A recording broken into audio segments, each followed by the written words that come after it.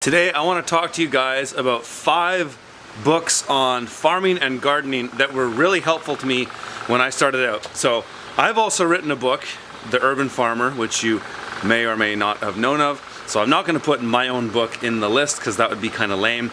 But if you are small scale farming, my book is probably one of the best out there as far as urban and making a living off small plots of land. But my book isn't going to be in the list, but my book's link will be below. Check that out. I've got a discount code if people want to buy my book for my subscribers. You get $15 off of my book and this thing I call a digital tools package, which is a collection of videos that assist you in using some of the spreadsheets and information in my book. So that aside, let's get into this list. All right, so for market gardeners, in my opinion, the best book out there as far as 1 acre, sort of, small scale market gardening. My farming is of course smaller than that. I teach people how to farm on less than an acre.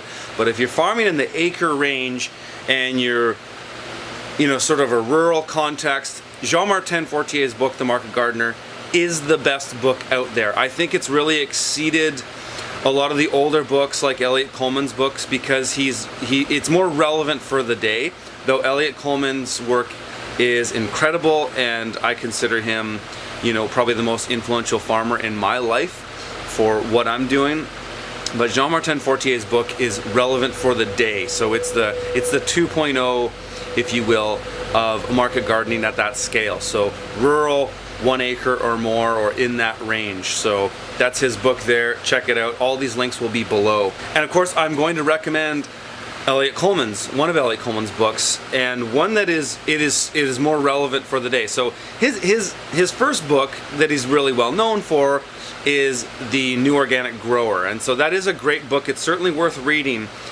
But like I said with Jean-Martin Fortier's book, his book is a bit more relevant for the day, and you'll probably get more out of it than The New Organic Grower. But a book of Eliot Coleman's that is still relevant today is The Winter Harvest. That's a fantastic book.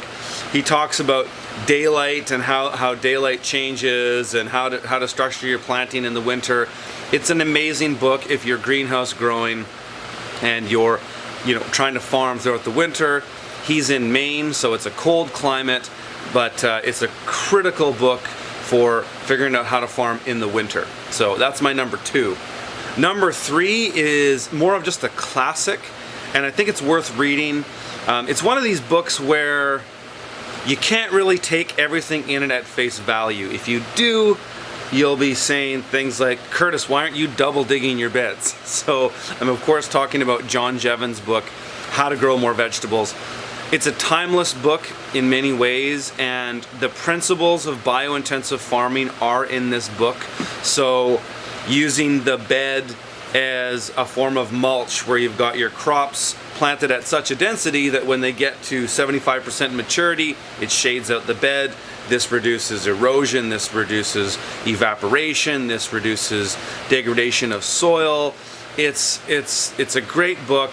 But it's probably one of those books you can skim through. I don't know if you need to read every single word in that book.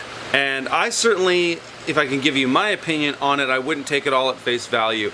I don't think double digging, and this John Jeavons I don't know if he invented double digging, but he made it well known in this book. Double digging is where you move the soil, you dig down to the subsoil, so you're digging down 18 inches or more deep, and you're shifting all the soil. So it's a way of loosening the soil in your beds without disrupting and rototilling and mashing it all up. So there's certainly a benefit to double digging, but it's a pros and cons things. The con being that it's a ton of work and it's just not practical, in my opinion, to do that on a commercial scale. Well, it could be. I'm not saying you can't make money on a farm if you're double digging, but be prepared to put in a ton of sweaty, hard work. I don't think it's practical to do on an ongoing basis. Perhaps when you're setting up a really small farm, like maybe something that's less than an acre, maybe a half acre, you could do it to establish your beds, and then you could have shallow till or low-till ways of maintaining them throughout. But needless to say, John Jevan's book on how to grow more vegetables is fantastic. There's a lot of charts in that book. He's got, you know, the density of a lot of different vegetables. Of course, another thing I wouldn't take at face value in that book is how he does his nursery. He does everything in these wood flats and pricks the plant out, and there's some things in there that in my opinion are very inefficient on a commercial scale.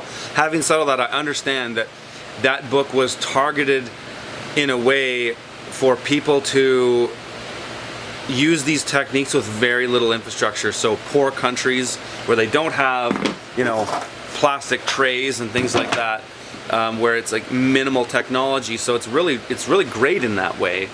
But again, a lot of principles are awesome in that book, but just don't take a lot of those things at face value. So number 4 is a great book that got me through a lot of questions when I was starting to farm. So when I started my first couple years, there wasn't as much of an online community as there is now, but the Rodale Organic Encyclopedia is a great reference for if you have questions about pests or soil problems or disease, or you know, you're wondering about the nuances of certain crops, like what they need for nutrients and so on and so forth. This book is fantastic. It's a reference, right? It's not a book you're going to sit through and read page after page, but it's a great reference if you have a question about something, question about a crop, question about a weed. You know, a lot of those resources are in there. And you know, what's great about books opposed to just Googling things is that there's some skin in the game. People who wrote this book had skin in the game, and so a lot of the all the information in there has been tried and true, and people will stand behind it. Whereas if you just Google things, you end up on some random person's blog, or you're in some forum, and there's not a lot of validity to that stuff, because the people writing things online don't really have the skin in the game like somebody who publishes a book. So that's what's so great about a book, and that book is a fantastic reference. Number 5, and these aren't all in order of importance, but this book I found fantastic to just getting inspired about gardening. So this is the Vegetable Gardener's Bible by Edward C. Smith, and it's got a lot of pictures, and it's another book sort of like the Rodale Encyclopedia, where you don't have to read it page for page, but it's got a lot of great inspiration and ideas, and just sort of taking the intensive style, the French intensive style, applying it to a garden or a homestead. And there are some principles in there that are applicable to farms. He's got a great resources on the back talking about certain vegetables and things that they need and how they like to be planted.